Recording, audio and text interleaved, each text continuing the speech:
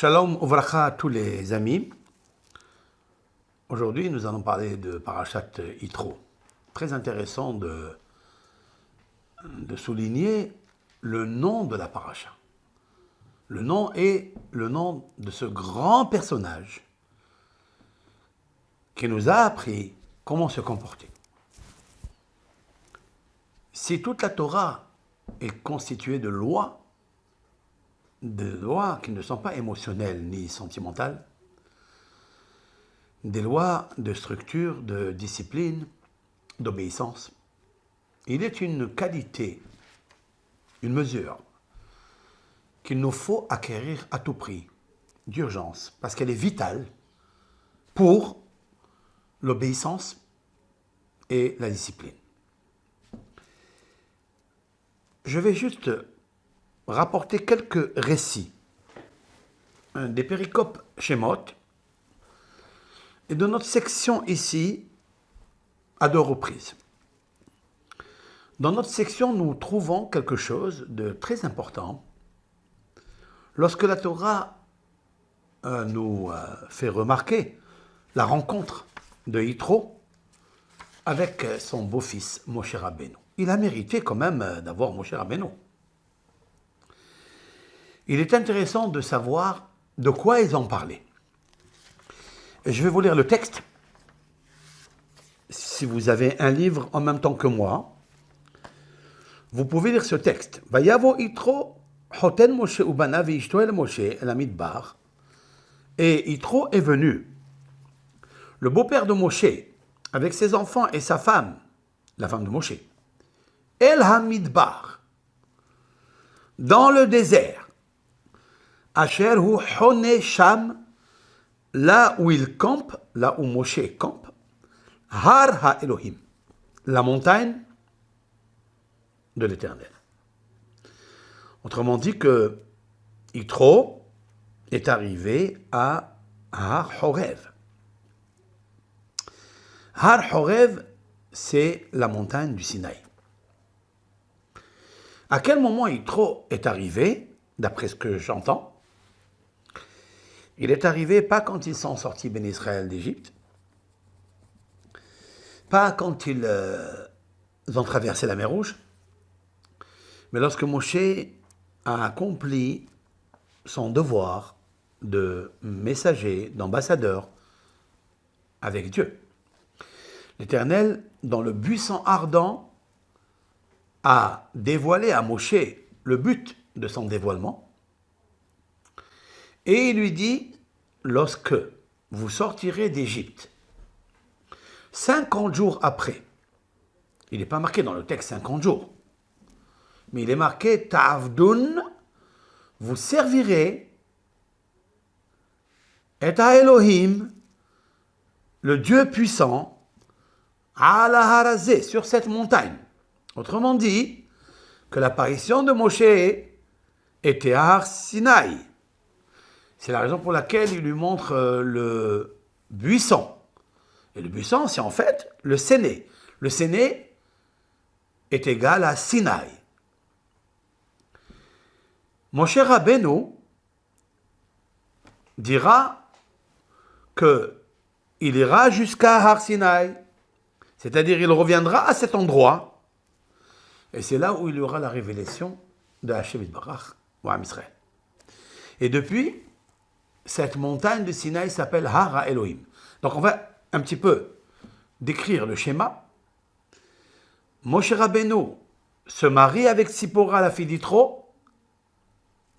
Il fait une condition avec Yitro, plusieurs conditions d'après les Midrashim, et il jure à son beau-père Yitro, parce qu'il ne lui donne que cette occasion de le faire, s'il veut Tzipora, sa femme, Tzipora Eshet Moshe, la femme de Moshe.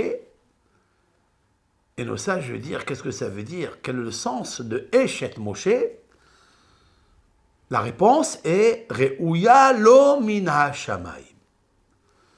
Elle était apte pour lui comme âme sœur depuis Har Sinaï Shel Ma'ala, d'en haut. Moshe Rabbeinu donc va jurer à Yitro de ne plus bouger d'ici. La deuxième chose, c'est qu'il lui promet que le premier enfant, qui est Gershom, sera consacré à l'idolâtrie. Et le deuxième, il sera les Shem Shamaim. Le premier, c'est Gershom. Ça veut dire qu'il lui dit, tu vas faire le Girushim de Dieu, de ton Dieu à toi.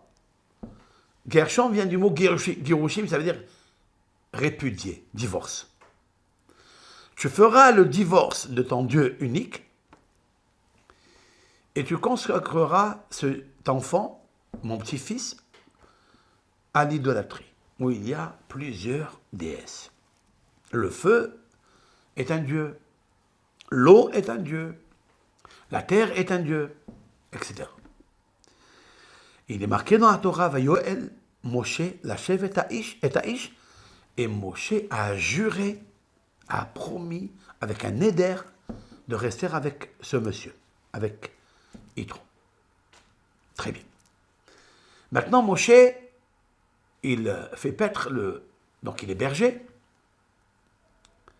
Ou Moshe haya ro'eh. Et Moshe était berger Etson. Yitro hotno, c'est-à-dire les troupeaux de son beau-père Yitro. Et il est arrivé à Har Elohim Horeva, à la montagne de Har Elohim Horeva. Horev, parce qu'elle était déserte, et elle s'appelle Har Elohim. Et là, Moshe, il consacre un moment bien sûr, de méditation, de réflexion, parce qu'il nous faut prendre des rendez-vous avec soi-même pour dévoiler qui nous sommes, quelles sont nos capacités, où sont nos inconvénients, où sont nos peurs, nos inquiétudes. Et il avait une grande inquiétude de savoir qu'est-ce qu'il arrive à ses frères qu'il a laissés en Égypte.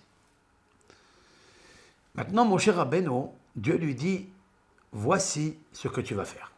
Tu vas aller me faire sortir le peuple d'Israël de là, toi et Aaron. Et il ne peut pas le faire parce qu'il a promis à Yitro. Et Yitro, il lui dit la chose suivante. Écoutez bien le texte, qu'est-ce qu'il nous dit ici, parce qu'il est très intéressant.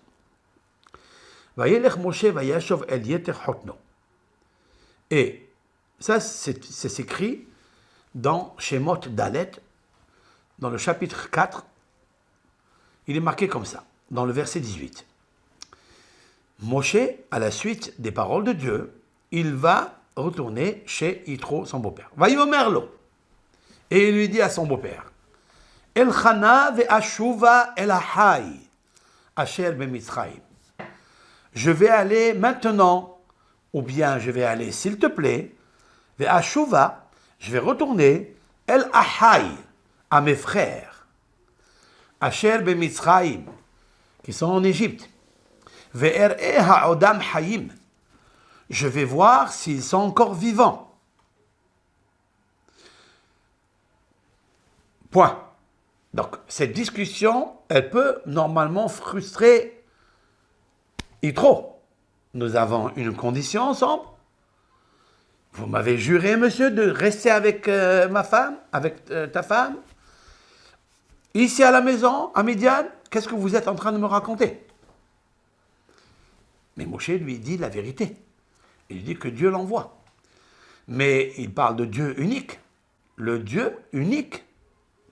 Mais le Dieu unique n'est pas connu chez Yitro. Regardez la réaction de Yitro. Il lui dit d'abord, ça c'est mes frères. Est-ce qu'ils sont vivants encore? La réponse, est-ce que ça veut dire qu'ils sont vivants? Est-ce qu'ils servent encore l'Éternel? Est-ce que leur esprit est connecté avec Dieu? Est-ce qu'ils prient à l'Éternel? Ou bien, ils sont tellement engloutis, noyés dans les mœurs égyptiennes, qui sont des mœurs exécrables, abominables aux yeux d'Hachem. Vous connaissez que l'homosexualité et lesbienne sont à l'origine, l'Égypte est à l'origine. On le sait très bien, Donc il a peur, Moshe Rabbeinu, en fait, ils sont morts. Comment on tue l'esprit en donnant la vie à la chair? Alors, Vayomer Yitro, les Moshe. Et Yitro, il dit à Moshe, l'air les shalom, va en paix. Fin de citation. Nous avons vu que Yitro n'a pas réfléchi une seconde. Il a agi par la foi de Moshe Rabbeinu. Et là, Yitro a fait quelque chose de grandiose. Je vais répéter les mots. Vayomer Yitro les Moshe. Et Yitro a dit à Moshe, l'air les shalom. Va en paix. Je vois de là que Yitro est amoureux de la paix.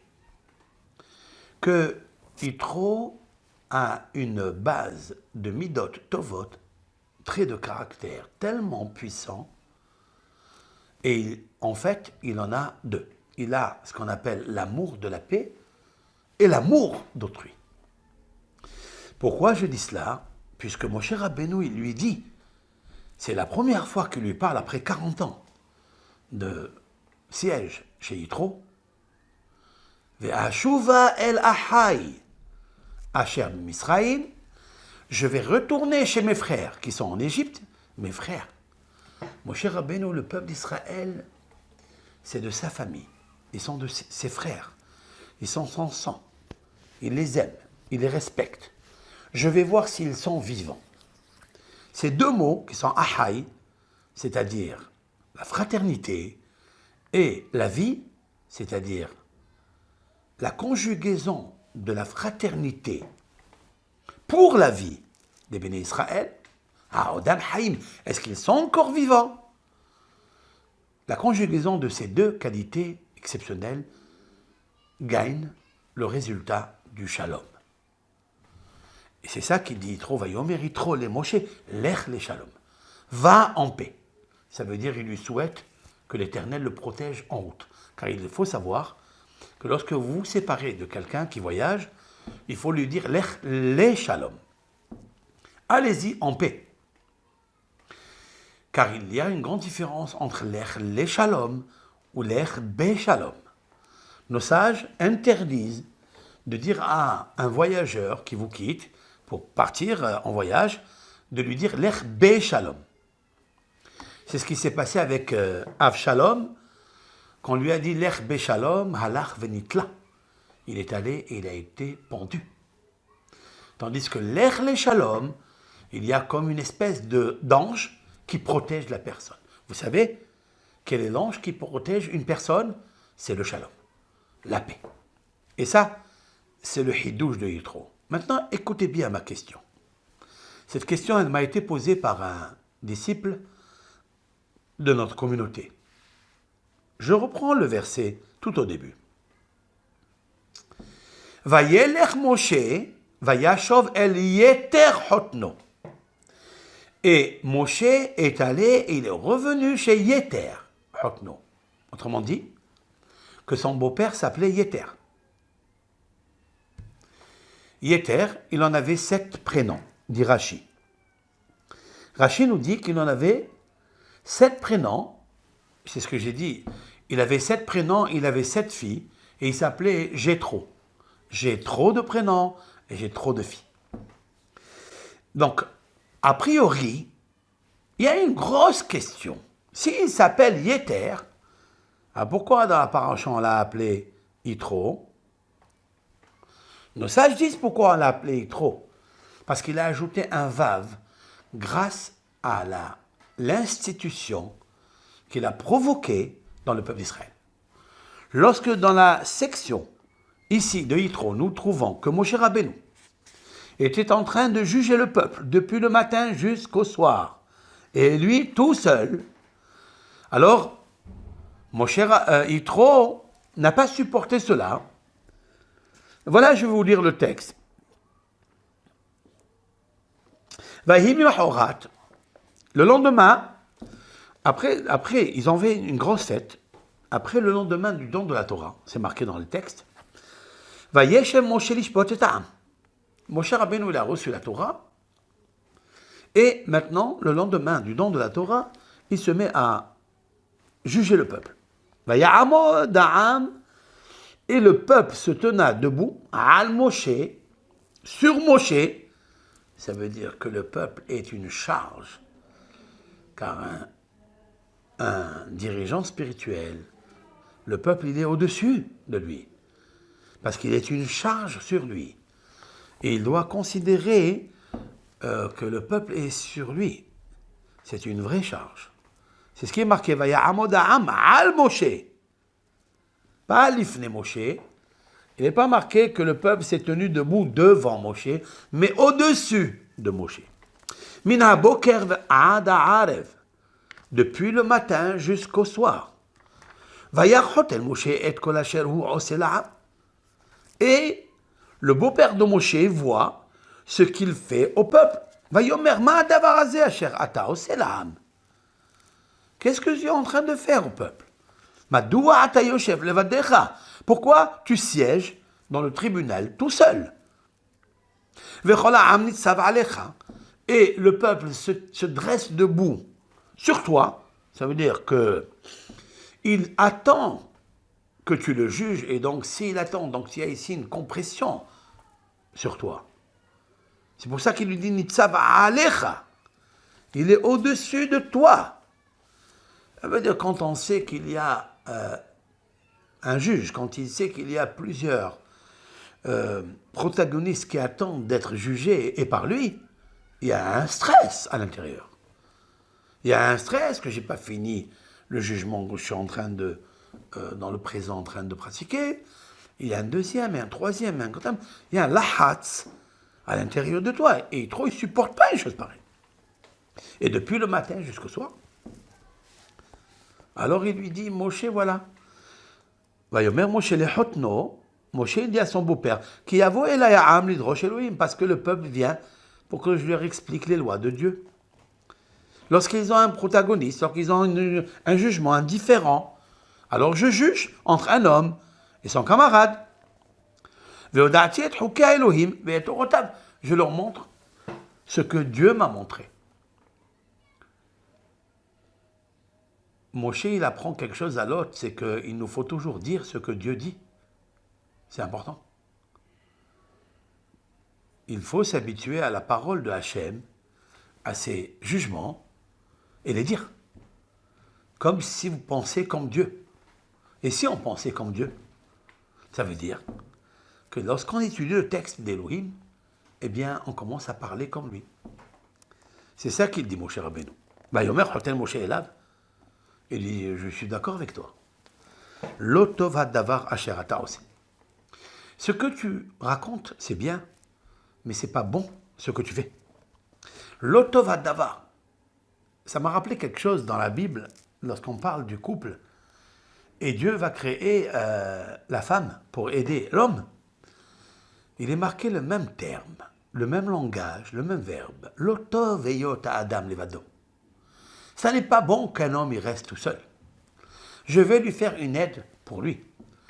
Et il pense comme Dieu au sujet du couple. Il pense aussi au sujet des juges. Il dit, ça n'est pas bon ce que toi tu fais. Tu viens de me répondre que tu es seul, en train de juger le peuple, du matin jusqu'au soir, tu n'as pas d'aide. Il faut léguer les pouvoirs. Alors il lui dit, si tu restes seul, c'est ce qui est marqué là-bas, l'otov, c'est pas bon. Nabol tibol ata, gam amazeh asher imecha, ki kaved mimecha davar, lo tuchal asohu levadecha. Il lui dit, tu vas te fatiguer, hein? C'est ce qu'il lui dit ici, tibol, kitargumo. Ça veut dire, tu vas tomber. Tu vas flétrir. Tu vas tomber. Même si tu as la puissance mentale, même si tu as l'énergie, même si tu aimes cela, même si tu es resté 40 jours et 40 nuits dans le Har Sinaï pour manger la Torah, mais pour la distribuer et faire la lumière entre un couple, ou bien entre un couple d'associés, ou entre un couple tout court, tu vas te fatiguer parce qu'il n'y en a pas un, il y a des milliers. Lo tuchal aso levadecha. Ata shema bekoli. Il dit maintenant, tu vas écouter mon conseil. Ya'asra. Vihi Elohim imach. Et Dieu, il sera avec toi. Heye atala'am mula Elohim ve'eveta ata et devarim ela Elohim. Il dit, regarde, le peuple va venir vers toi, toi tu dois leur enseigner les lois de Dieu. Toi tu enseignes les lois dogmatiques, les statuts, les commandements. Tu leur montreras le chemin à prendre. Tu leur montreras le chemin à prendre. Ça n'est pas dit tu leur montreras le chemin à apprendre. Non, ça, il est dit tu leur montreras le chemin yelchouba, de façon à ce que eux, de eux-mêmes, ils puissent marcher dans l'action de la foi, dans l'action des jugements. Et l'action qu'ils devront faire. Il ne faut pas seulement penser la parole. Il faut penser faire la parole. Alors, votre pensée devient une action. Il dit maintenant, je te conseille, et toi, Moshe, sachant que tu connais ce qu'il y a à l'intérieur de l'homme, ça veut dire que tu es un vrai scanner. Et le Zohar HaKadosh, il nous parle beaucoup de cela. Tehezé. Et toi, tu vas voir, Mikol Ha'am, parmi tout ce peuple, Anshe Haïl, des héros, Yir'e Elokim, des hommes craignant Dieu, Anshe Emet, des gens de vérité, Son'e Batsa, qui détestent le présent.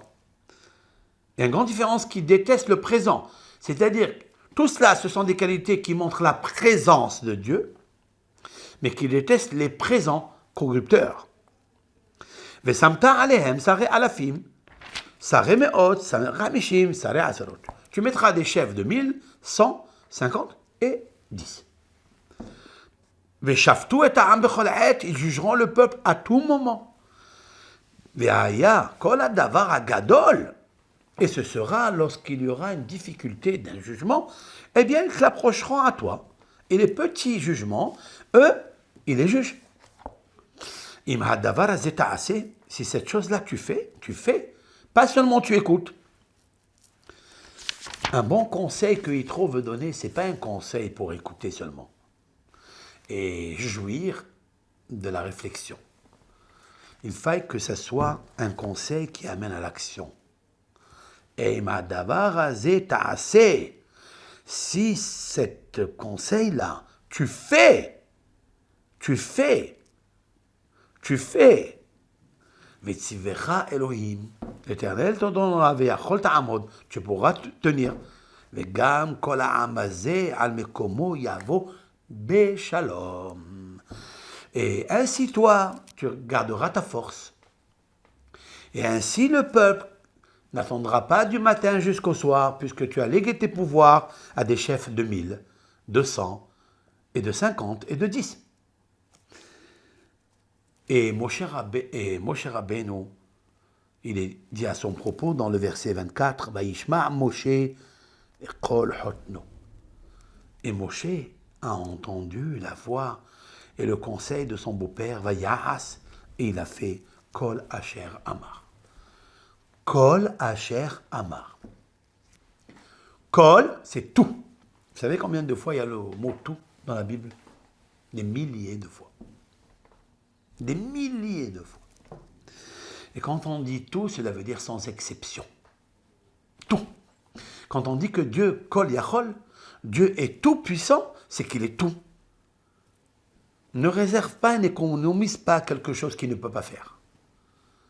Il peut tout faire. Il est le tout puissant. Et il est marqué dans la Bible plusieurs fois. Vayas Moshe Ka'asher Tziva Oto Elokim. Ka'asher diber elav Hashem. Et Moshe a fait tout ce que Dieu lui a dit de faire. Tout, sans exception. Et pourquoi Moshe est devenu le serviteur fidèle à Dieu? Comme il est marqué dans les Divrei Hayamim, lorsque Moshe est mort, la Torah dit à son propos, Moshe Avdi met. Moshe, mon serviteur, est mort. Il n'est pas dit sur aucune personnalité de la Bible, ni Abraham, ni Isaac, Abraham, mon serviteur, est mort. Il est à propos de Moshe, il est dit une chose pareille. Pourquoi? Explique le Ben Ezra, il est le seul à ne pas avoir ôté une parole. Il a accompli toutes les paroles. Il n'y a pas une chose qu'il a falsifiée ou qu'il a changée ou qu'il a modifiée. Tout ce que je lui ai dit, il l'a fait sans exception. Comme il est marqué là-bas à propos de Hachem avec Moshe, il est marqué ici, Vaishma Moshe le'kol hotno. Moshe, il entend la voix de son beau-père, Vayaas, et il a fait Kol Asher Amar. Tout ce qu'il a dit. Immédiatement, il a choisi Moshe, des gens héros, et il a donné, etc., etc. Et avec ça, le peuple, il était en paix et en tranquillité. Béchalom. Je retiendrai le mot Béchalom. C'est-à-dire que Yitro était l'homme qui a conseillé à Moshe comment juger le peuple. Parce que, en fait, quel est l'intérêt d'un jugement? C'est de mettre la lumière et la paix dans les cœurs des protagonistes. Lorsque la Torah nous a été donnée, cette Torah vient faire la paix, le shalom, entre le corps et l'esprit. S'il y a des conflits dans les communautés, s'il y a des conflits dans les familles, dans les couples, c'est parce qu'il y a d'abord et avant tout le conflit entre le corps, qui est la chair, ce qu'elle demande, avec son diable qui la gouverne, son Yetzirah, et l'esprit, et la Neshama, et la Torah qui la gouverne. Si on essaye de mettre la paix entre nous, nous avons fait le jugement entre les deux protagonistes. Il n'y a plus de conflit. Yitro a amené un conseil lumineux en action. Et Moshe Rabbeinu a compris. Il est marqué Vaishma Moshe. Et Moshe a écouté. Non, non, non, non, non. Ça n'est pas écouté ici. Forcément, on écoute par les oreilles, mais on entend et on comprend par les oreilles de l'esprit et du cœur. Comme il est marqué à propos de Shlomo HaMelech, Venatata le'avdecha lev shomea. Il dit à Dieu, tu donneras à ton serviteur, Shlomo dit à Hachem, un cœur qui écoute, qui entend, qui comprend. Ça n'est pas les oreilles. Vaishma Moshe le'kol hotno. Et Moshe a compris, a saisi le conseil fabuleux, lumineux de son beau-père. Vaya'as kol asher amar. Ma question est très puissante. D'où a su Moshe Rabbeinu que le conseil de Yitro allait marcher? Moshe Rabbeinu est un homme de Dieu et il connaît la halakha, la loi de la Torah. Il la connaît parfaitement. C'est lui qui l'a reçue, c'est lui qui l'a distribuée. Pourquoi Moshe Rabbeinu n'a pas mis des chefs de 1000 et des chefs de 100 avant que Yitro vienne lui dire? Pourquoi Moshe ne sait pas? Parce que Moshe Rabbeinu est un homme de paix. Et comme il est un homme de paix, il sait que Dieu s'appelle Shalom, il sait que Dieu s'appelle Shalom, il sait que la Torah s'appelle Shalom. D'où on le sait qu'elle s'appelle Shalom? Adonai Oz le'amo yiten. Un verset. Dans la Torah, c'est marqué Adonai Oz le'amo yiten. L'Éternel, tout-puissant, donne la Torah à son peuple. La Torah qui est puissante. Adonai yevarech et amo bashalom. Alors Hachem a béni son peuple par la paix. Quelle est la relation qu'il y a entre le Oz, qui est la Torah, et le Shalom? Parce que la Torah, c'est le Shalom. La Torah apporte un réconfort, une maturité spirituelle, une maturité spirituelle dans le corps et dans l'âme, dans l'esprit et dans l'âme. Elle leur fait le Shalom entre eux. La Torah, elle fait la paix entre un homme et un homme, entre un homme et une femme. Et Moshe Rabbeinu, lui qui connaissait la vraie vérité de la lumière de la Torah, qui apporterait le Shalom au couple ou à des protagonistes, des hommes d'affaires, des commerçants ou autres, il a eu peur, par souci, que le juge qui allait juger un couple ou deux commerçants, il n'allait pas connaître la halakha lumière qui allait mettre une lumière réelle, véridique dans le dossier qu'il jugeait. Alors, si c'est ainsi, la question elle est encore plus forte. Yitro, il vient ajouter à Moshe quoi? Et la réponse est la suivante. C'est que Yitro a voulu créer ce qu'on appelle une haboura, à savoir un groupe qui travaille ensemble, un ministère. Lorsqu'on travaille ensemble, lorsqu'il y a 10 personnes qui travaillent pour le même but, ça réussit. Ça réussit énormément. Mais lorsqu'une personne travaille solo, eh bien, elle peut être le plus extraordinaire, gigantesque, un monument en savoir, en connaissance, mais il a l'âge de ses artères. Et à un certain moment, il va s'affaiblir. Il va faire, il va aider. Mais à force, il dira, j'en peux plus. Je suis usé, je suis fatigué. C'est la raison pour laquelle Yitro, il a devancé quelque chose à Moshe. Et il lui a dit, écoute-moi bien. Dans le verset, je reviens au verset 19. Ata Shema Bekoli Asra. Maintenant, Shema, comprends ma voix. Et Asra, je te conseille. Veillez Elohim Imach. Et Dieu sera avec toi. Si tu écoutes mon conseil, il est tellement bon que Dieu sera avec toi. Tu ne vas pas te séparer de lui. Et Ata La'am Moula Elohim. Toi, tu connais bien l'Éternel. Tu as vécu avec lui 40 jours, 40 nuits. Il t'a parlé qu'à toi. Mais toi, dirige-toi avec Dieu. Parle avec lui. Concerte-toi avec lui. Veveta ata, toi tu amènes. Quelle politesse. Quelle grandeur. Lorsqu'on veut donner un conseil à quelqu'un, de le mettre à une autre place, dans le travail, dans n'importe quel... dans un bureau, et alors que ce dernier peut percevoir les choses comme un affaiblissement. À savoir, il était dans ce poste et on veut le changer, il était dans ce bureau, il était habitué, il est tranquille, on veut le changer de ce bureau. Les gens n'acceptent pas facilement. Ils pensent que vous allez leur enlever leur crête, leur couronne. Mon cher Rabbeinu, il entend de Yitro quelque chose, il lui dit « Veheveta ata ». Il dit, ce sera toujours toi qui vas amener les paroles de Dieu vers le peuple. C'est toi qui vas les avertir à tous, c'est-à-dire à tous les chefs de tribunaux. Tu vas les avertir, tu vas leur apprendre les lois de la Torah, les chemins à prendre. Et c'est toi qui choisiras le peuple. Il ne lui enlève pas son kavod. Et c'est là où Moshe Rabbeinu a compris que Yitro était un homme de paix. Et Moshe Rabbeinu, il a accepté. Et là, la Torah nous dit, en fait, jusqu'à présent, il s'appelait Yeter.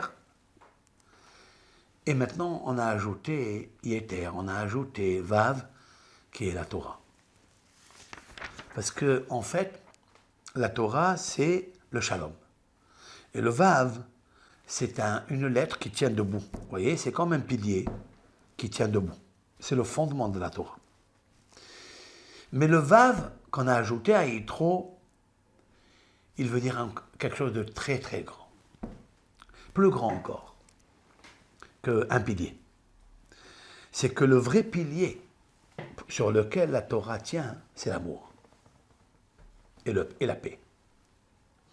Parce que le Vav, en hébreu, dans la grammaire, on l'appelle Vav Hahibur. C'est l'article de conjonction, de coordination. La cohérence entre un élément et un autre, entre un homme et une femme, entre un juge et son peuple, entre le peuple et son Dieu. C'est le Vav qui nous relie ensemble.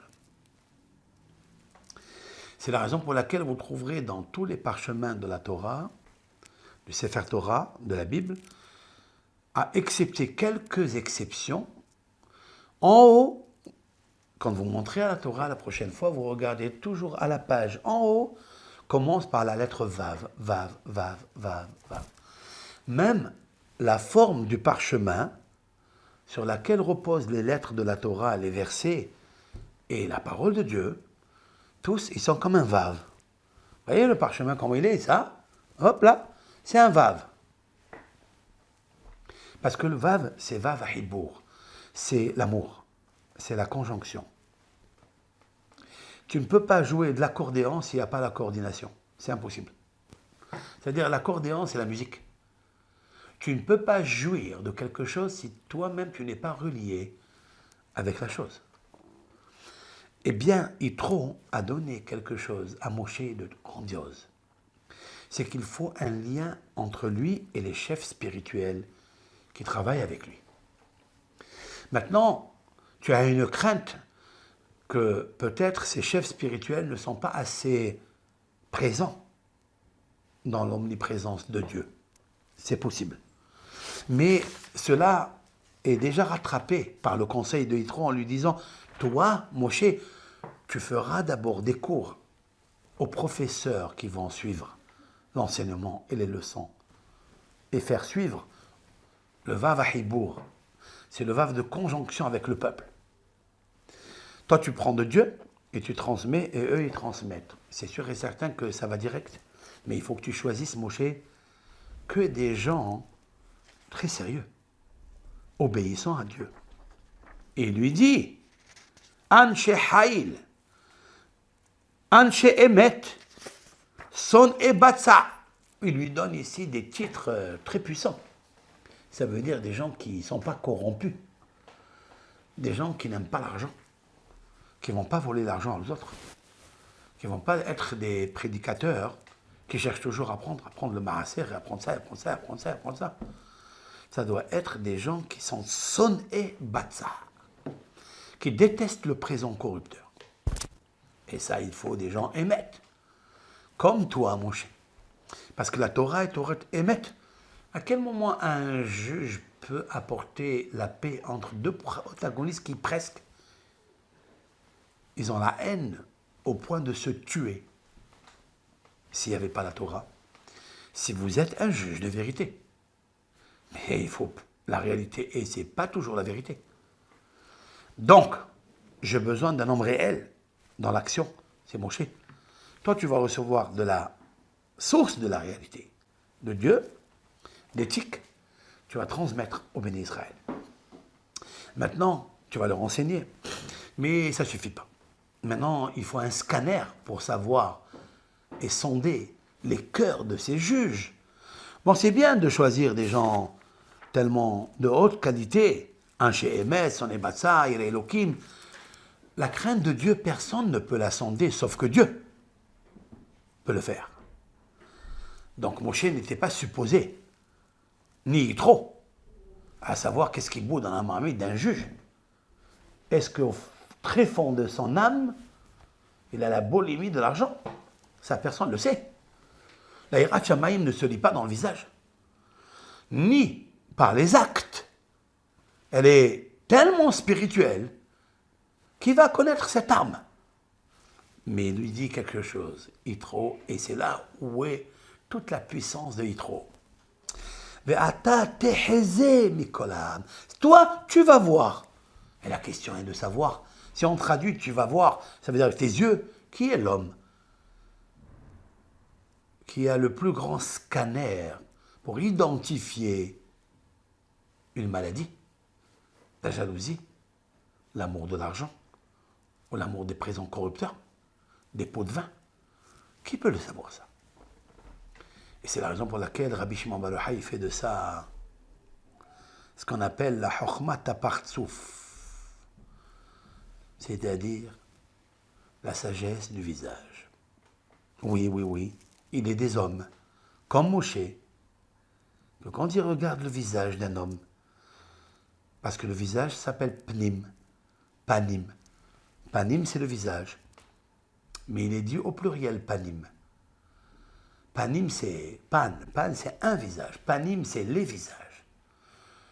Ça veut dire que l'on peut voir dans une forme de visage qui est singulier plusieurs visages.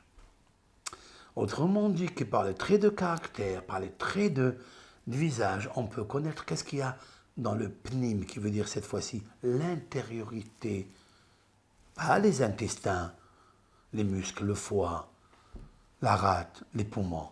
Non. Cela, c'est des poumons de chair. Même un scanner machine peut le connaître.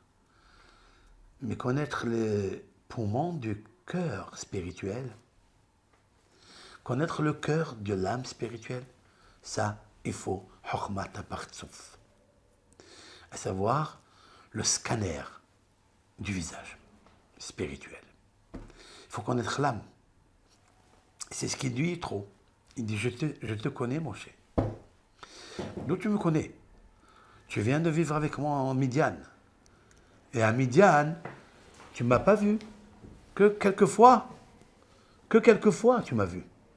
Et donc, il me faut savoir que à Midian, Yitro a vu Moshe Rabbeinu en train de s'isoler, en train de méditer. Il le voit avec son berger, avec ses bergers, avec ses troupeaux. Et Moshe Rabbeinu médite et approfondit des choses que personne ne sait. Yitro, il sait tout cela. On dit que Moshe Rabbeinu, il a la force de la parole. C'est comme ça que Balak, quand il a envoyé à Bilam, il lui dit viens me voir, je vais te gâter, je vais t'honorer, je vais t'enrichir. J'ai besoin de l'homme de parole que tu es. Et pourquoi il appelle cet homme-là? Parce qu'il dit que Moshe Rabbeinu, il est très fort en parole, la puissance de la parole. Mais où on a vu que Moshe Rabbeinu, il était fort en Midian de la parole? Est-ce que parce que les gens venaient le voir et comme cela, il bénissait les gens, il guérissait? Il faisait lever des paralysés de leur chaise roulante? C'est ça? Peut-être oui. Mais plus que ça. C'est ce que Moshe sortait de sa bouche. La chose se réalisait. Et là, Yitro, il l'a vu. Il dit, maintenant, tu es un homme de Dieu, je le sais. Alors, regarde à l'intérieur des hommes dans ton scanner mature, spirituel. Est-ce qu'il est un homme qui aime l'argent? Est-ce que ce juge-là est bon pour juger ton peuple? Il finit avec le mot Béchalom. Et lorsque Moshe Rabbeinu, il entend le mot, et ce peuple-là résidera en paix, Béchalom, alors Moshe Vaishma Yitro. Alors Vaishma Yitro, ça veut dire, Vaishma Moshe, et Moshe a entendu, il a compris. En fait, le Vaishma Moshe, dans cette affaire, il est en correspondance avec Vaishma Yitro, du début et le titre de la paracha. Donc Yitro, c'est sûr et certain qu'il savait que le berger qu'il avait réussi à recevoir chez lui à la maison était l'homme qui avait une force dans sa parole. Je voudrais expliquer c'est quoi cette force de la parole et quelle est la correspondance qu'il y a mesure pour Yitro de recevoir Moshe comme gendre. En quoi les points sont communs, les caractères sont communs, peut-être même une discipline de mesure des traits des caractères. Je voudrais apporter un midrash sur ça.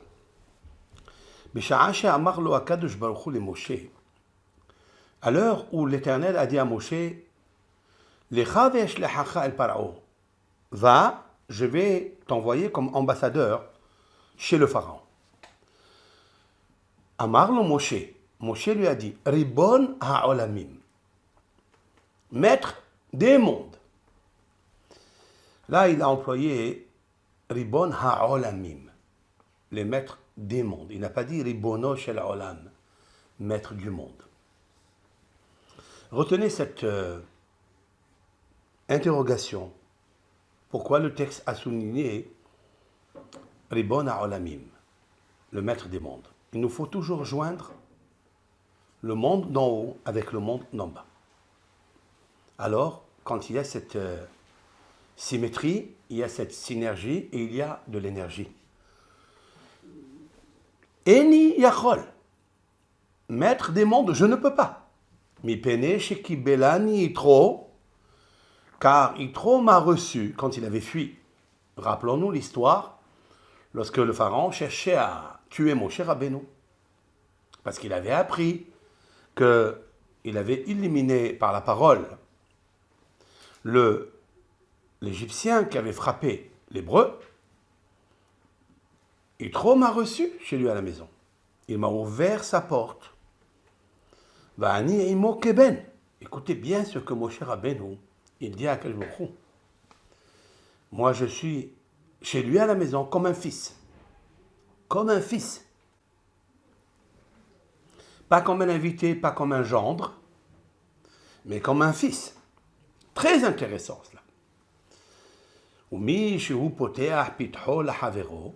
Nos sages affirment que toute personne qui ouvre une porte d'hospitalité à son camarade, il le rentre chez lui à la maison, il lui donne à manger, nafsho hayav lo.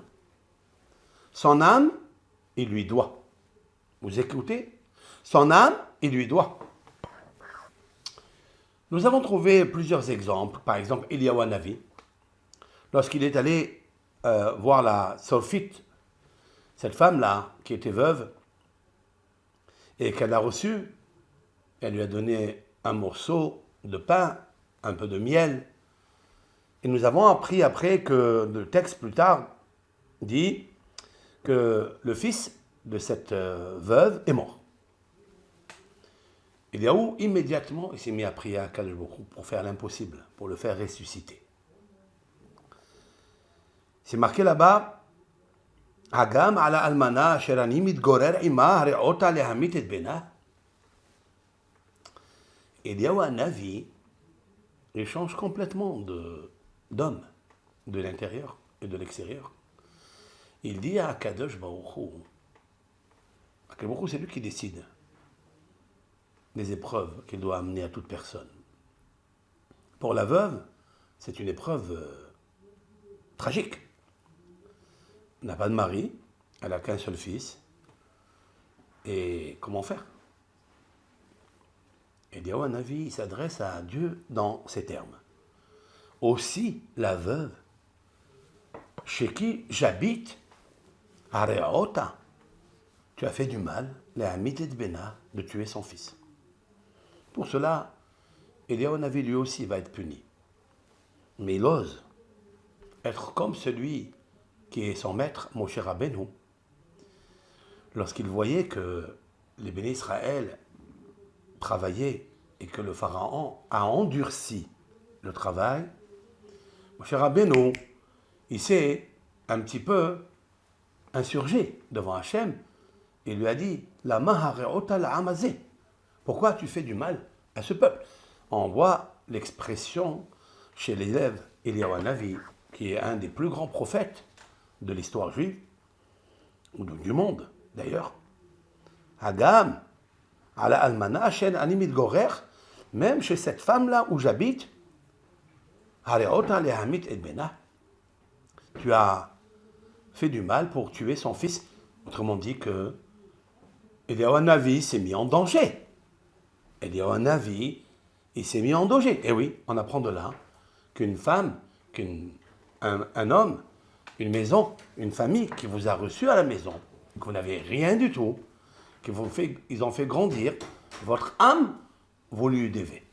D'où on le sait d'Eliyahu Hanavi, qui se met en danger parce que Dieu peut retirer l'âme d'Eliyahu Hanavi de parler de la sorte. Qu'est-ce qui est marqué par la suite? Vayishma Adonai Bekol Eliyahu, et l'Éternel a compris la prière d'Eliyahu, Vatashov Nefesh Hayaled, et l'âme de l'enfant est revenue à lui. Voilà donc la première preuve que Moshe Rabbeinu, il dit à Akadosh Baruch Hu, Ribona Olamim, maître des mondes, toi tu connais toutes les générations, tu connais tout ce qui est avant et tout ce qui est après, tu sais très bien que je ne pourrai pas aller sortir le peuple d'Israël, même si je suis le seul ambassadeur. Même que tu aies choisi l'Éternel, que je sois le seul ambassadeur, parce que Dieu lui dit, si toi tu ne les sauves pas, aucun autre homme a le mérite de les sauver. Il était très aimé, Moshe Rabbeinu, par Dieu. Il était même très impressionné par Moshe Rabbeinu. Et donc, Moshe Rabbeinu n'est pas impressionné. Il n'a pas la pression de savoir que ses frères sont en train de souffrir dans le durcissement des travaux forcés que le Pharaon a ajouté sur eux, a chargé sur eux. Pourquoi? Parce que pour l'instant, il vit un présent. Et le présent est chargé d'une reconnaissance à celui qui a reçu Moshe Rabbeinu lorsqu'il fuyait. Et donc, il lui a donné la vie. Et il l'a reçu même comme un fils. Moshe Rabbeinu de se battre avec Dieu, de lui dire, je ne pourrai pas. Et la preuve, elle est de Eliyahu Hanavi qui va se battre, littéralement parlant, avec Dieu. Et quand on se bat pour la reconnaissance, eh bien Dieu exauce. Et avec cela, on apprend quelque chose de grandiose. C'est lorsqu'on reconnaît à quelqu'un le bien qu'il nous a fait, pas seulement qu'on lui doit la vie, qu'on se doit de sacrifier notre vie pour, mais que ça marche, et ça marche très très fort devant Hachem. Pourquoi? Parce qu'il y a ici une résurrection des morts. C'est une des fois où Eliyahu Hanavi va faire ressusciter le mort. Plus encore, le texte nous dit, le Lord est là, seulement, chez Kol hapoteach pitcho lahavero, tout celui qui ouvre la porte à son camarade, hayav bichvodo yoter me'aviv ou me'imo. Écoutez bien ce que le Midrash Hagadol, Midrash Rabbah, nous dit, que toute personne qui a reçu une tova, un bienfait, une hospitalité, un hesed, mais qui était vital, bien sûr, on ne parle pas ici juste d'un cadeau ou d'une petite chose qu'on a donnée à quelqu'un, non. Il lui a ouvert sa porte au moment où il n'avait où aller. Il doit l'honneur à ses camarades plus que son père et que plus que sa mère. D'où on le sait.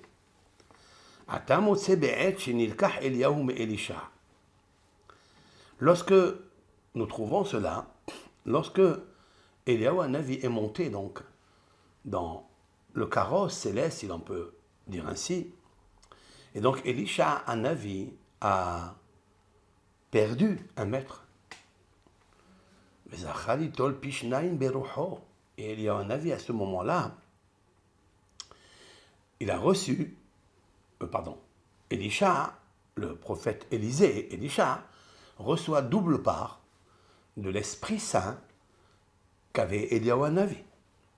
Comme il est dit, Vayina pi shenaim beruhacha elai. Eliyahu Hanavi va dire à Elisha, tu vas recevoir double de l'Esprit Saint que je possède.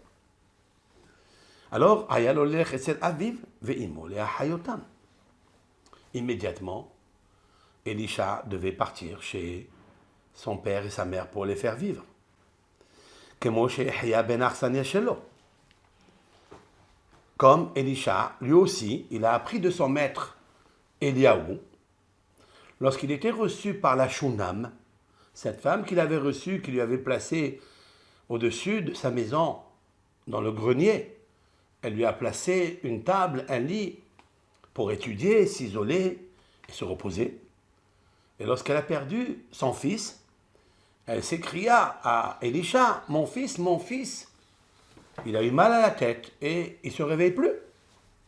Elisha, lui aussi, il s'est sacrifié, il a sacrifié sa vie pour faire sortir l'âme, pour faire revenir l'âme qui est sortie de l'enfant. Et nous trouvons que Eliyahu aussi, il a fait ça. Et là, chez Massar Nafsho al Arsania Shelo. Mais nous avons trouvé que et Eliyahu Hanavi et son disciple Elisha sont allés sauver l'enfant pour raison, pour cause de la gratitude qu'ils avaient par rapport à la Shunam pour Elisha et la Tzolfit. C'est un endroit qui s'appelle Tzalfat, ce n'est pas la France, Tzalfat, où habitait cette veuve. Pourquoi tout cela? Parce qu'il nous faut être reconnaissant et donner son âme et même faire vivre l'enfant de ces femmes plus que le père et la mère qui n'avaient pas de quoi manger et ils ne se sont pas occupés d'eux. On voit de là qu'on honore son camarade qui t'a fait du bien, t'a fait rentrer chez lui au moment où tu étais dans une difficulté hayunite, c'est-à-dire vitale, comme Moshe Rabbeinu, pareil. L'écart, Amar Moshe Lifnei HaKadosh Baruch Hu, Ribono Shel Olam. Maintenant, il revient à Ribono Shel Olam, maître du monde. Ki Belani Yitro Venahag Bi Kavod. Yitro m'a reçu chez lui à la maison. Il s'est conduit avec moi avec beaucoup d'honneur. Il a ajouté, comme son fils, l'écart Eni Oler El Birchoto. Je veux partir, Dieu. Tu m'as envoyé Hachem. Je veux aller, sauf avec sa permission. L'écart, c'est pourquoi Moshe Rabbeinu n'est pas allé directement en Égypte, par l'ordre divin, après avoir reçu les révélations, après avoir rencontré Aaron. Ils se sont mis d'accord qu'ils allaient en Égypte. Il a d'abord été chez lui à la maison, là où il habite comme un fils chez Yitro, et il lui demande la permission. Et c'est pourquoi le verset intervient, « Vayelech Moshe » et Moshe alla, Vayashov el yeter hotno. Il est allé voir son beau-père Hotno. Maintenant, qu'est-ce qu'on apprend de là? Deux choses. On apprend de là qu'une personne qui a reçu du bien d'une autre, d'une famille, il devra donner sa vie pour elle. Moshe Rabbeinu avait promis de ne pas quitter cet homme, comme nous l'avons vu dans le texte. Vayoel Moshe Lashev et Taish, et Moshe s'est engagé par serment, disent nos sages, de rester avec cet homme, et il est resté 40 ans. Il n'a pas bougé. Et bien que Dieu, il lui a donné la parole, il l'a obligé, littéralement, pour aller sortir le peuple d'Israël, et il n'y avait que lui, Moshe a tenu sa force, la parole. Il a dit un mot, il a fait le mot. Ça, il nous faut apprendre que si on a la discipline des engagements que nous avons pratiqués, eh bien l'Éternel, il nous donne une force pour faire des miracles, pour faire vivre la almana, pour faire vivre l'enfant. Eh bien, ça n'est pas pour faire des miracles, parce que à Dieu appartiennent les miracles. Mais l'Éternel, il fait passer par toi les miracles. Et c'est pour ça que lorsqu'on a demandé à Balak a demandé, Moshe Rabbeinu a grandi à Midian, mais quelle est sa force? Il dit, sa force est dans la parole. En fait, ils le savent d'où? Ils le savent d'ici. Pour moi, pour ma part, c'est pas qu'il faisait des bénédictions que ça réussissait. Certes, parce que l'Éternel ne profane jamais la parole d'un tzaddik qui profane pas sa parole. Et donc, quand il prie, ça marche. Et de sa bouche ne sort pas le mal. Il sort que l'encouragement. Il sort que de donner l'espoir aux autres, de faire grandir les autres, comme Moshe Rabbeinu. Et des fois, même de parler difficilement à Dieu et lui dire « Lama hareot ala hamazé, pourquoi tu fais du mal à ce peuple? Tu m'as envoyé. Tu m'as envoyé Hachem. Eh bien, je vais employer la parole, même qu'elle est difficile. » Moshe Rabbeinu, il aura un grand problème avec ça, avec Hachem. Mesure pour mesure, un jour, parce qu'il a dit une parole à l'égard d'Hachem, il a donc ôté la discipline à l'égard d'Hachem par sa bouche, cette bouche-là va un jour le faire tomber. Et pour cela, il restera dans le désert, dans le Yarden, il sera enterré à Arnevo, face au Jourdain. Lorsqu'un jour il dira « Shim'ona Hamorim » écouter les rebelles. Lorsqu'ils lui ont demandé de l'eau, il devait prendre la patience. Il devait les honorer. Dieu lui dit, prends le bâton et parle au rocher. Moshe Rabbeinu, il prend le bâton, il frappe le rocher au lieu de parler au rocher. La réponse, elle est, parce que s'il allait parler, ça n'allait pas marcher. Et donc, au lieu de parler et de dire au rocher, dans ton eau, il a frappé. Pourquoi? Avec ce même bâton qu'il a frappé l'Égypte. Avec le même bâton par lequel Dieu lui dit, avec ça tu feras des miracles. Avec ce même bâton, il va faire une chose de gravissime, c'est qu'il va dire au peuple d'Israël, vous êtes des rebelles. Vous êtes des ânes, quoi. Et lorsqu'il leur dit comme ça, il faute avec sa parole. Et Dieu lui dit, parce que tu as dit une chose pareille, pour certains commentateurs, bien sûr, des Rishonim, des rabbins du Moyen-Âge, qui disent que la faute de Moshe, parce qu'il a dit un mot que Moshe ne doit jamais dire au peuple d'Israël. Il doit se comporter avec eux seulement avec des encouragements, avec beaucoup de patience. Et là, il a perdu. Pourquoi? Cette même parole qui a dit à Dieu, pourquoi as-tu fait la mahareota, la hamazé, pourquoi as-tu fait du mal?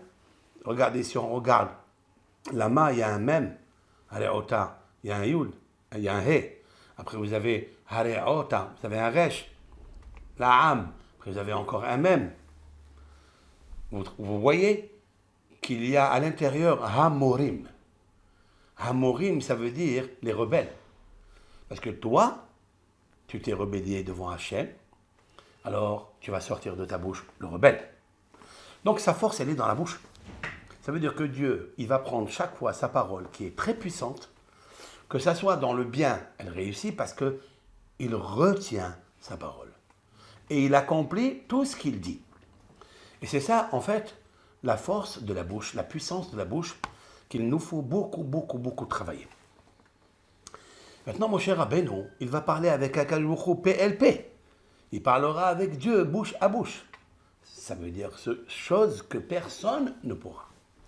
Parce que cette bouche-là, elle était très puissante. Maintenant, ce caractère que mon cher Rabbeinu a, nous le trouvons chez Yitro. Lorsque mon cher Rabbeinu vient le voir et il lui dit, écoute, Yitro, je devrais quitter pour aller voir mes frères comment ils vont. Alors, Adam Haïm, est-ce qu'ils sont vivants? Alors, Yitro n'hésite pas une seconde pour lui dire, Lech les shalom, va en paix. Et c'est ça qui est extraordinaire. C'est que Yitro, pour cela, il va mériter beaucoup de choses. Il n'a pas hésité un instant de lui dire « va en paix ». Regardez ce que dit le Midrash. Le fils de Rabbi Hiya Gadol nous dit, au moment où Moshe est allé prendre conseil de sa femme et de ses enfants pour aller en Égypte, Amar lo yitro le Moshe le'echanatam molichotam. Il dit, où tu amènes ma fille avec mes petits-enfants? Amarlo Moshe le Mitzrayim. Moshe lui dit en Égypte. Et Amarlo Yitro, Otam shehem b'Mitzrayim mevakshim latzet, ve'ata molich otam lesha. Il lui dit, je ne comprends pas Moshe. Tous tes frères qui sont esclaves en Égypte cherchent par tous les moyens de sortir de là-bas. Et toi, tu veux faire entrer d'autres personnes en Égypte? Amarlo le Moshe, il a dit à Moshe, le maharehem atidim latzet vela'amod al har Sinaï. Il dit, non, je sais par Dieu que demain, ça veut dire sous peu, ils vont sortir de là et ils vont se tenir debout ici, Hara Elohim. Et l'Éternel va leur dire, je suis l'Éternel, votre Dieu. Ubanai lo ishme'u kemohem. Amarlo lech le shalom, vetikanes le shalom. Quand il a entendu ça, Yitro lui dit, écoute, va en paix et reviens en paix. Mais il lui dit, reviens aussi.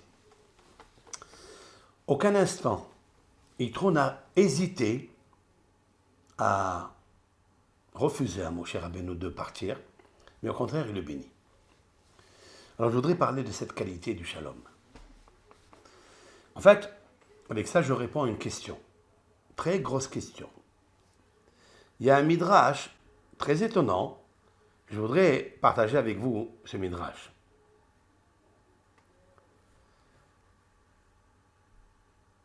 Ici, il est marqué dans la paracha Vaishma Yitro Kohen Midian. Et Yitro a entendu, lui qui était le grand prêtre de Midian et le beau-père de Moshe. Le midrash s'étonne. C'est un midrash chez Mod Rabbah, dans son chapitre 27, 8. Il dit le midrash, ici il est marqué Vaishma Yitro. Et là, en haut, le verset que je vous ai cité tout à l'heure, Vayelech Moshe Vayeshev El, Vayashov El Yeter Hotno. Et Moshe est revenu voir son beau-père Yeter. Mais la machina kan shemo mi Yeter le Yitro. Pourquoi ici la Torah, dans cette section, l'appelle Yitro au lieu de Yeter? Réponse. Shiva'a Shemot Nikralo. Yitro avait 7 prénoms et le Midrash les cite entiers. Yeter, Yitro, Hovav, Reuel, Haver, Potiel, Keni. Yeter, pourquoi il s'appelle Yeter? Kesheaya Nochri, quand il était non-juif, quand il était étranger, donc un Midianite, étranger au judaïsme, on l'a appelé Yeter. Et c'est pour ça que c'est marqué là-bas, Vayashov El Yeter Hotno. Il s'appelait Yeter, c'était un nom juif, un Ben Noach. Orchenis Gayer, et lorsqu'il s'est converti au judaïsme, Osif Lo Hot Ahat Lishmo. L'Éternel lui a ajouté une lettre qui lui appartient dans le tétragramme Yud Ke Vav. Dieu il a pris le Vav qui lui appartient et il l'a mis à Yitro. Keshem She'asa Kadosh Baruch Hu Avraham. Yitro, on le compare à Avraham. Avraham, il s'appelait avant Avram, et Dieu lui a ajouté une lettre qui est le He de son nom. Il lui a ajouté à Avram, donc il s'est appelé Avraham. La même chose, Dieu a pris la lettre Vav du tétragramme, c'est-à-dire de la charité, de la bonté, et il lui a mis à Yitro. Pourquoi? Parce qu'il s'est converti au judaïsme au point où il va recevoir, d'après certains commentateurs, il va recevoir la Torah. Et pour la Torah, il a tellement aimé la Torah qu'on l'appellera Hovav. C'est quoi Hovav? Haviv, bien-aimé. Pourquoi on l'appelle bien-aimé à lui et pas à un autre? Parce que le Midrash dit, c'est le seul dans l'histoire qui sera et qui aura, qu'il était le plus grand amoureux de la Torah. Il n'y aura pas un autre converti comme l'a été Yitro, le beau-père de Moshe Rabbeinu. Alors maintenant, c'est vrai, le Midrash donc, il a réparé la question. Pourquoi Yeter dans la paracha de Shemot et dans la paracha Yitro? Yitro, nous avons répondu. Mais j'ai une grosse question sur ce Midrash. Dans le même verset plus haut, il est marqué Moshe Rabbeinu est revenu voir Yeter Hotno. Et il lui dit, je vais aller maintenant voir mes frères, est-ce qu'ils sont vivants? Et là, dans ce verset, la fin des mots, Vayomer Yitro, l'er le shalom. Il est marqué, Yitro lui dit, l'er le shalom. Et c'est la question. Le Midrash aurait pu poser la question, pourquoi le verset nous dit, oh, Yeter, et là il nous dit, Yitro, dans le même verset. Il ne s'est pas appelé Yitro ici, dans cette péricope. Il s'est fait appeler Yitro déjà, là-bas, lorsqu'il a dit Lech le Shalom. Et la réponse est la suivante. Vous savez où a commencé la gloire de Yitro? La grandeur de Yitro? Lorsqu'il a dit Lech le Shalom. Lorsqu'il a sorti de sa bouche une bonté à Moshe Rabbeinu. Moshe Rabbeinu était coincé. D'un côté, c'est son beau-père. Il l'avait reçu comme un enfant. Et toute personne qui a reçu des cadeaux lorsqu'il était dans la gêne totale, il devra sacrifier son âme pour lui, il devra l'honorer plus que son père et sa mère. Mais d'un autre côté, il y a Kadosh Baruch Hu. Il doit avoir la paix intérieure avec Dieu. Il ne peut pas faire autrement. Et là, qui le soulage, mon cher Rabbeinu? C'est Yitro. C'est pourquoi, maintenant, avant de se convertir, je dirais, bien avant de se convertir, je dirais même que la cause principale, la première vitalité qui l'a entraîné à se convertir au judaïsme et de venir recevoir la Torah, c'est ici, lorsqu'il a dit à Moshe Rabbeinu, Lech Leshalom, va en paix. Et de là, on voit quelque chose d'extraordinaire, que la Torah n'est donnée, la Torah ne s'absorbe, ne s'intègre, la Torah ne s'imprime que celui qui recherche la paix. Je vais vous lire quelques textes. Qu'est-ce que c'est le shalom? Dans la maison, dans chaque maison, il doit avoir le shalom bayit, la paix de la maison. Comment on obtient ça? Nos sages, avec différentes stratégies, feuilles de route, ils nous ont appris que le shalom, on l'obtient par exemple le vendredi soir par des bougies. Nos sages disent que Nerot Shel Shabbat, les bougies de Shabbat, Marbin Shalom, ils augmentent la paix. Une femme qui se prépare le vendredi et elle a en tête d'allumer des bougies de Shabbat pour éclairer la maison, et cette maison reçoit la paix. Alors j'arrête là.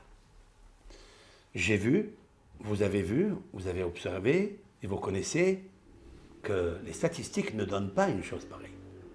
Il y a beaucoup de familles dont les femmes, maîtresses de maison, préparent un très bon Shabbat.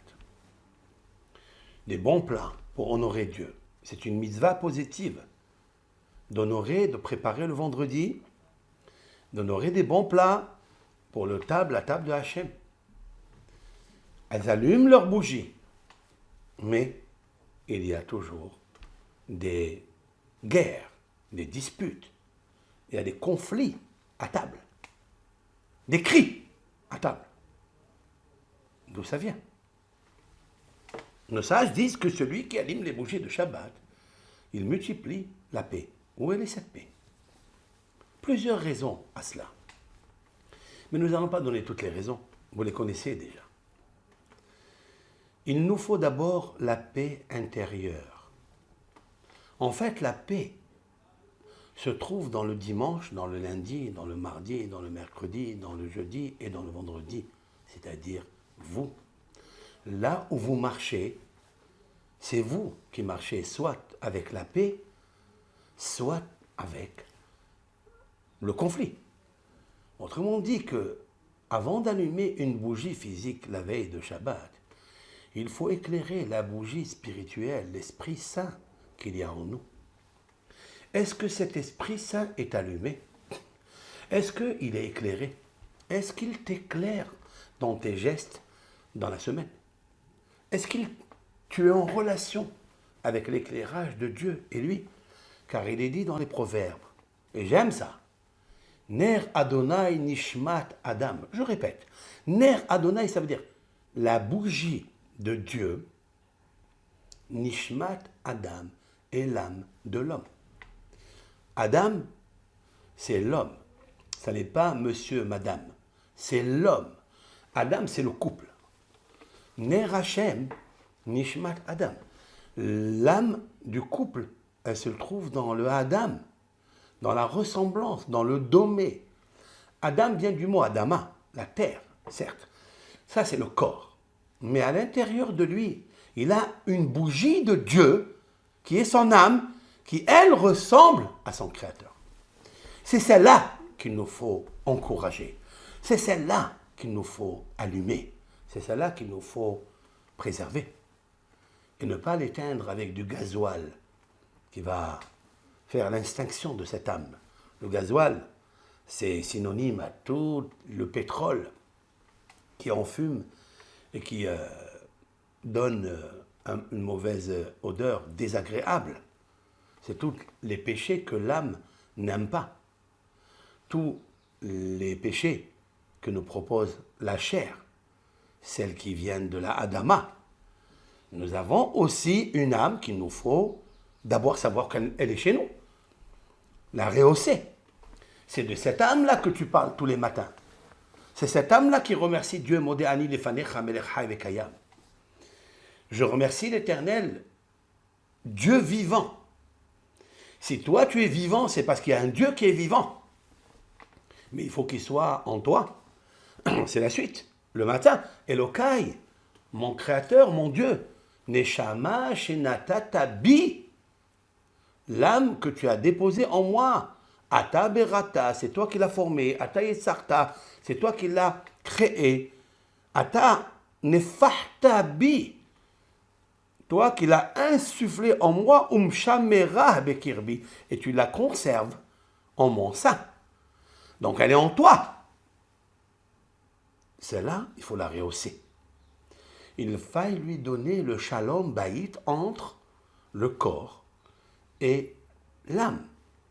Si dans la semaine tu la rehausses, tu l'encourages en faisant des bonnes actions, parce que tu l'attaches à son créateur, alors elle se conserve en toi. Et donc, la chair, c'est-à-dire ton égoïsme, c'est ta avote, ces plaisirs, ces désirs que tu aimes et qui sont la soif de ton but, eh bien ça, tu peux le calmer, tu peux les réguler, tu peux les régénérer en les éclairant par cette neshama qui est extraordinaire. La neshama, elle aussi, elle a sa ta'ava. Elle aussi, elle a ses plaisirs. Tzam'a nafshi l'Elohim. David Amelech dans les psaumes, vous verrez maintes fois qu'il a une soif de son âme à Dieu. Ner Hashem, la bougie de Dieu. Il existe une bougie de Dieu qui est l'âme, qui est la Torah. Cette bougie-là, elle doit pénétrer à l'intérieur de ton corps, de la Adama. Si lundi, mardi, mercredi, tu la renforces. Alors comment on la renforce? Avec l'attitude. Et la bonne attitude que tu dois avoir avec les autres, en cherchant la paix. Comme David Amelech a dit dans les psaumes, et ça on le lit le Shabbat matin pour ceux et celles qui viennent à la prière tout au début, ne ratez pas ces psaumes, ils sont merveilleux. De l'eau claire, de l'eau douce, pour étancher le corps de l'homme qui a besoin. L'homme, son corps s'apitoie. L'homme, il s'énerve. Il a besoin qu'on fasse attention à lui. Il veut plaire à tout le monde. Ce corps-là, pour lui arrêter cette soif, il faut l'étancher avec de l'eau, des mots de la prière, pour guérir les maux, les malaises qu'il y a à l'intérieur de lui. Et donc, lorsqu'on lit Mihaïsh et Hafez, Haïm, quel est l'homme qui désire la vie? De quelle vie s'agit-il? De quel repos s'agit-il? De quelle tranquillité s'agit-il? Ce n'est pas le repos du travail, ce n'est pas les vacances du travail, c'est les vacances de l'âme tout en travaillant. Tu peux travailler, tu peux faire des exercices de sport, et en gardant toujours une vie qui est connectée, branchée, éclairée par Dieu. Miaïch Havetz Haïm, quel est l'homme qui désire la vie? Ohev Yamim Lir Otov, celui qui aime les jours, lundi, mardi, mercredi, parce que la vie elle est grande. En fait, elle est courte. Et nous, on pense qu'elle est longue. C'est 70 ans. Ce n'est que 70 ans. Regardez comment elle passe très vite. Je dis même quelque chose. Lorsqu'on va au cimetière, qui s'appelle d'ailleurs Bet Haïm, la maison des vivants. Et on lit dans une tombe, il ne nous faut pas lire. Les tombes, c'est interdit de lire, ça apporte l'oubli. Mais ça nous arrive de voir. Il est marqué ici, à cet endroit est enterré Monsieur X, fils de X, nom de famille. Il y a marqué la naissance, il est né quand, un petit tiret et l'année du décès. C'est-à-dire que ce qui rejoint, ce qui relie la naissance de cet homme-là et la fin de cet homme-là, c'est juste un petit tiret. Juste un tout petit tiret. Est-ce que notre vie résulte à un petit tiret? Comment on va s'en tirer lorsqu'on va être devant Dieu? Pour cela, il nous faut retirer toutes les mauvaises influences, les mauvaises choses qui nous rendent désagréables, qui nous rendent tristes dans notre vie, qui nous rendent celui qui se rappelle toujours du passé, du passé et du passé, celui qui fait vieillir nos pensées au passé, jamais rajeunir au futur, parce qu'il n'y a pas la lumière de Hachem. Eh bien, c'est pas grave. Si on a perdu 30 ans, on peut les éclairer, ces 30 années, avec les 30 années d'un bon futur, avec, je dirais, un bon but. Si on a un bon but dans le futur, et si on vous demande qu'est-ce que vous faites toute la journée, vous dites, ben, je suis occupé. Dites-moi exactement, écrivez-moi sur un bout de papier les occupations que vous avez. Vous verrez que vous ne pouvez pas écrire, vous ne pouvez rien marquer dans cette feuille blanche. Parce qu'en fait, on est occupé à rien. On est occupé à tourner sur place et jamais en place sûre. Et donc, alors de quoi tu es occupé? Il nous faut être occupé seulement d'un futur meilleur, de se bonifier en se modifiant, et en se bonifiant pour devenir meilleur. Mais il nous faut Hafetz Haïm. Il nous faut quel est l'homme qui désire la vie, pas qu'il a tourné dans la vie et la vie a tourné en lui. Si tu ne prends pas le dessus sur tes pensées, ils prendront un dessus sur toi. Quand je dis sur toi et les pensées, ce sont deux choses différentes. C'est le Haïm, c'est Haïch, c'est un homme important. Celui qui veut les jours, qui aime les jours de sa vie, eh bien il doit s'en tirer et ne pas les retirer pour qu'à la fin de sa vie, il y a un petit tiret entre le début de sa vie, la naissance, et la fin de sa vie, la mort. Il faut immédiatement le faire. Je vous encourage, parce que Dieu nous renouvelle nos forces comme renouvelle les forces de l'aigle. C'est marqué. L'Éternel, il dit même au prophète qui a 60 ans, 70 ans, il lui dit, Dieu renouvelle ta jeunesse. Je renouvelle ma jeunesse? Oui, mais comment je renouvelle? L'homme, il lui est impossible de savoir, de croire même, que oui, il peut passer de l'homme vieux qu'il est, des pensées vieilles du passé, qui marchent avec lui toute sa vie. Quand il se lève, quand il se couche, quand il va au travail, quand il mange, quand il boit, il est tout le temps en train de se plaindre, de s'apitoyer sur son sort. Mais renouvelle ta vie, encourage ta vie, et de l'espoir. Et Dieu, il dit au prophète, renouvelle, renouvelle ta jeunesse. Comment je vais renouveler ma jeunesse? Il faut un S, il faut un miracle. Oui, comme les aigles. Le phénix renaît de ses cendres, même qu'il est très vieux, c'est un vieillard. Bien, il renaît de ses cendres. Ça n'est pas une légende, c'est une réalité, une vérité. Parce que, disent nos sages, c'est marqué dans le Midrash et dans le Zohar, que l'Éternel a béni le phénix parce qu'il n'a pas consommé le fruit interdit du bien et du mal. Et aussi dans la Teva de Noah, dans l'Arche de Noé, c'est le seul qui n'a pas tracassé Noé pour lui donner à manger. Il attendait son tour, le dernier.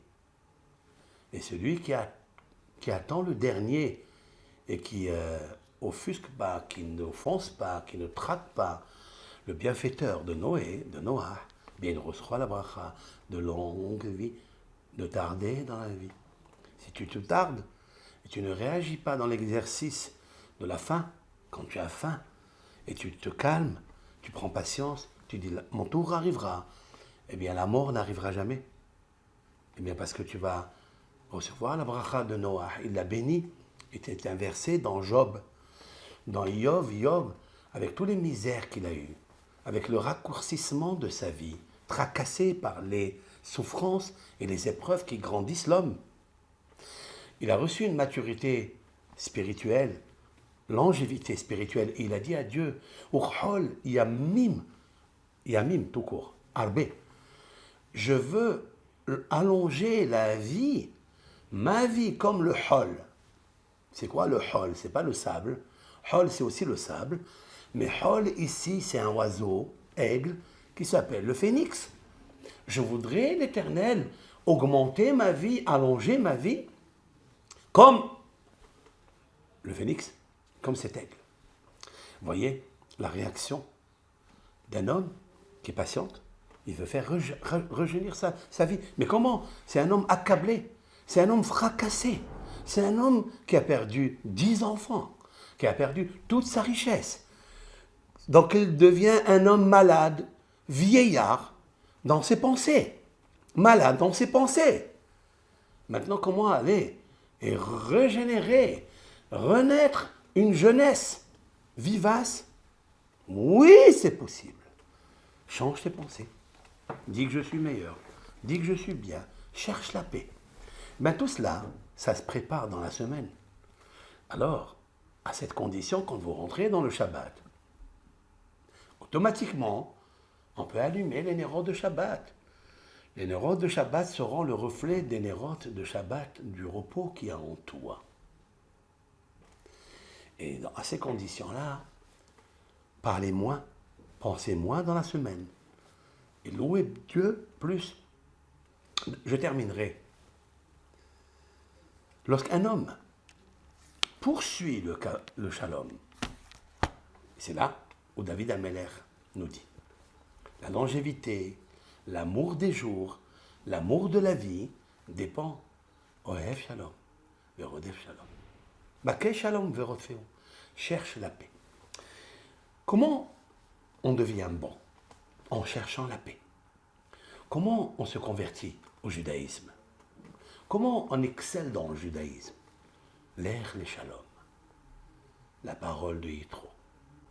C'est celle qui a dit à Moshe Rabbeinu, je te ferai plaisir, Moshe. Va.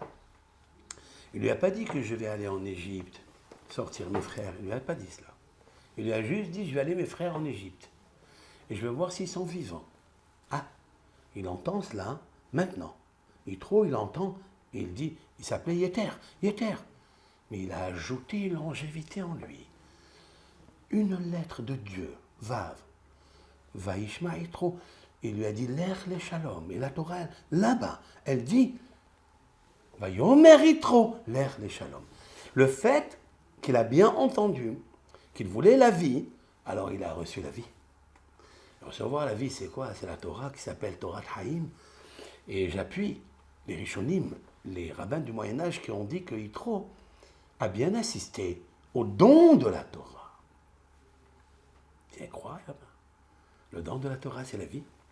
Devenu juif, il a vu un petit peu ce que Akadosh Baruch Hu était, et là-bas, il a offert à l'Éternel, Olaus Vahim, des holocaustes et des Ushlamim, des sacrifices rémunératoire. En remerciant Dieu, il a sorti de sa bouche Baruch Adonai Asher Itzil Etrem Miyad Paro Miyad Mizraim. Merci l'Éternel. La Torah va témoigner dans cette section que Yitro, il dira merci l'Éternel. Merci l'Éternel. Nos sages disent, il n'y a pas eu un homme au monde qui a dit merci l'Éternel. avant que vienne Yitro. Ça veut dire qu'il a reçu maintenant le Vav. À quel moment il a reçu la lettre Vav du nom du Tétragramme qui est Baruch, Mekor Abracha, la source de bénédiction, qui est Hachem, Yudke Vavke, maintenant, quand il a dit Baruch Amonai. Lorsque quelqu'un remercie Dieu, lorsque quelqu'un est un homme de paix, il peut allumer la bougie qui est à l'intérieur de Dieu, et Dieu s'amplifie en lui. Lorsque Dieu s'amplifie en lui, Dieu s'appelle Shalom. Si Dieu s'appelle Shalom, alors il est rentré en lui. Il cherchera le Shalom.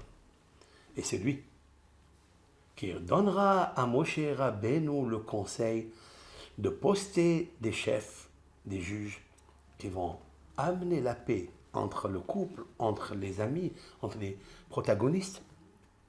C'est lui qui amènera le Shalom. Il terminera d'ailleurs avec ce mot Bechol ha'am al mekomo yavo beshalom. Il terminera avec le mot qui est le nom de Dieu.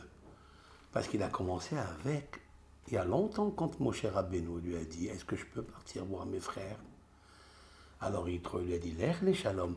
Alors maintenant Yitro, il mérite autre chose. C'est lui qui fait la paix entre les frères de Moshe et les bénis Israël. Ça veut dire que Dieu n'abandonne aucun geste bon, aucune parole bonne que nous disons. Elle est enregistrée chez Hachem. Et tôt ou tard, il l'amènera pour amplifier, pour faire accroître votre bénédiction. Et c'est ça que j'apprends de là. Alider Edifat Shalom. Je prends une des paroles du Sefer Hamidot de Rav Nachman de Breslev, pour le citer, ce grand tzaddik. Il dit par la course, pour faire, quand tu cours, quand tu accèdes à cette course, c'est un grand mot ça. Courir pour faire le shalom, courir. Ça n'est pas rester passive, dans sa passivité. Et lorsque le shalom doit arriver vers toi pour le faire, alors peut-être tu as envie de le faire. Si tu n'es pas occupé à autre chose, car on est toujours occupé pour ne rien faire. Ou peut-être tu es occupé à ton propre shalom, que tu n'as pas. Le shalom intérieur, le repos intérieur, entre la bougie et le corps, entre l'âme et le corps. Mais il dit le Rav, allez des redifat shalom, lorsque tu as acquis, lorsque tu as atteint ce niveau de Baké Shalom Verotfeu, que je viens de dire de David Ameller, Zochin le kavod ba'olam hazeh ou l'haïm ba'olam haba. On mérite des honneurs dans ce monde et on mérite la vie éternelle dans notre monde. Quelle est la preuve qu'il a? La réponse est dans notre paracha. C'est que Yitro, c'est un homme de paix.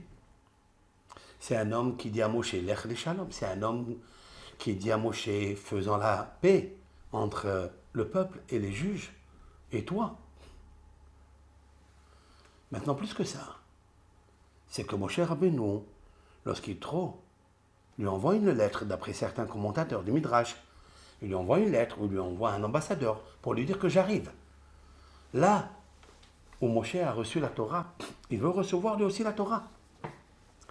Et il est marqué que Moshe Rabbeinu, il s'est dit, qu'est-ce que je fais? Est-ce que moi, le roi d'Israël, je sors à sa rencontre?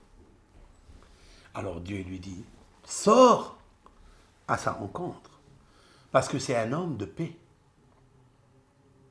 Et Moshe Rabbeinu, de sortir devant Yitro, à la rencontre de Yitro. Qu'est-ce que je vois de là? Que celui qui t'a reçu à la maison, et celui avec lequel tu étais engagé toute ta vie de rester avec lui, donc Yitro, qui t'a reçu comme un enfant, comme son fils, tu lui dois l'honneur plus que ton père et ta mère.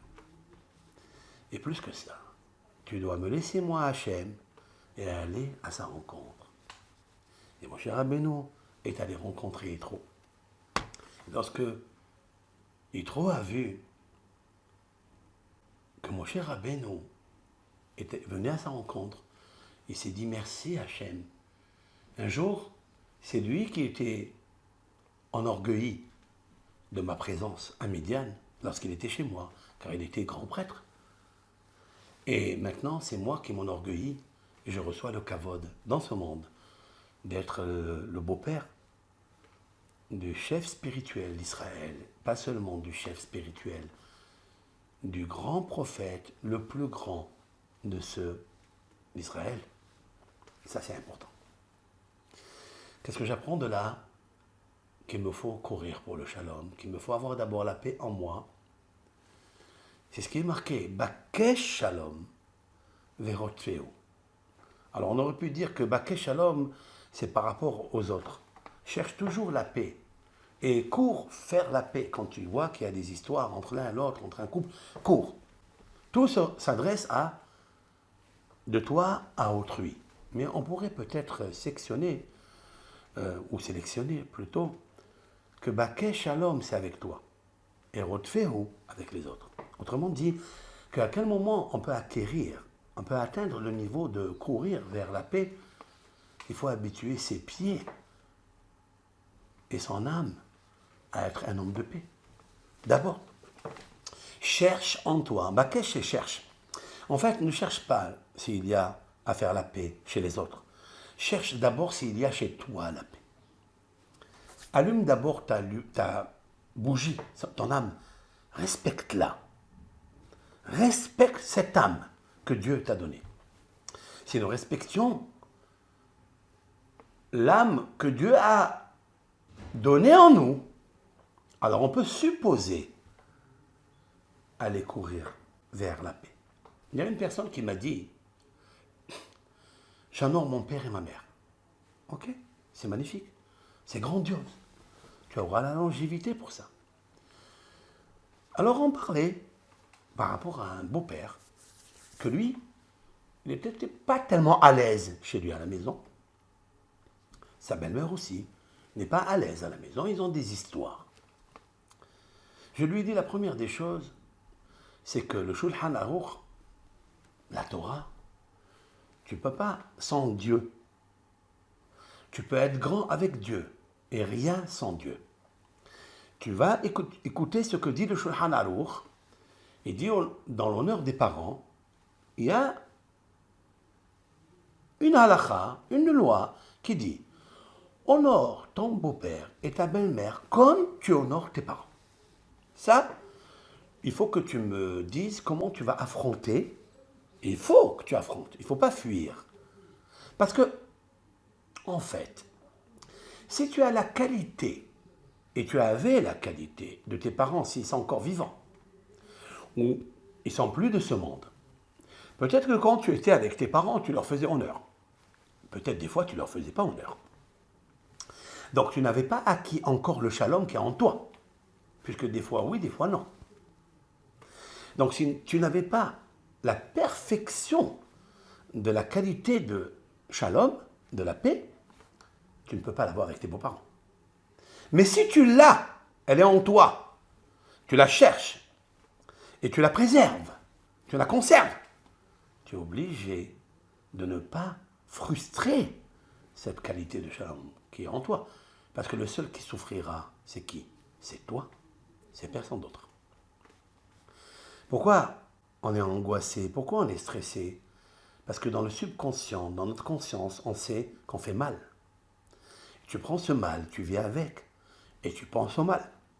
Il se développe, il s'amplifie, et tu as mal. Tu habites un mal passé, et ça se passe mal. Et donc, tu devras corriger le shalom qui est en toi. Et lorsque tu as corrigé, tu vas respecter le Shulchan Aruch. Le Shulchan Aruch ne dit pas des halakhot d'émotion. Il se peut que l'honneur que tu pratiques avec tes parents, ou avec ton grand frère, ou avec ton maître, ou avec les autres surtout, il n'est que émotionnel, il n'est pas disciplinaire. Il n'est pas sous le joug de l'obéissance de Dieu. Et donc, Tu devras faire attention à ça.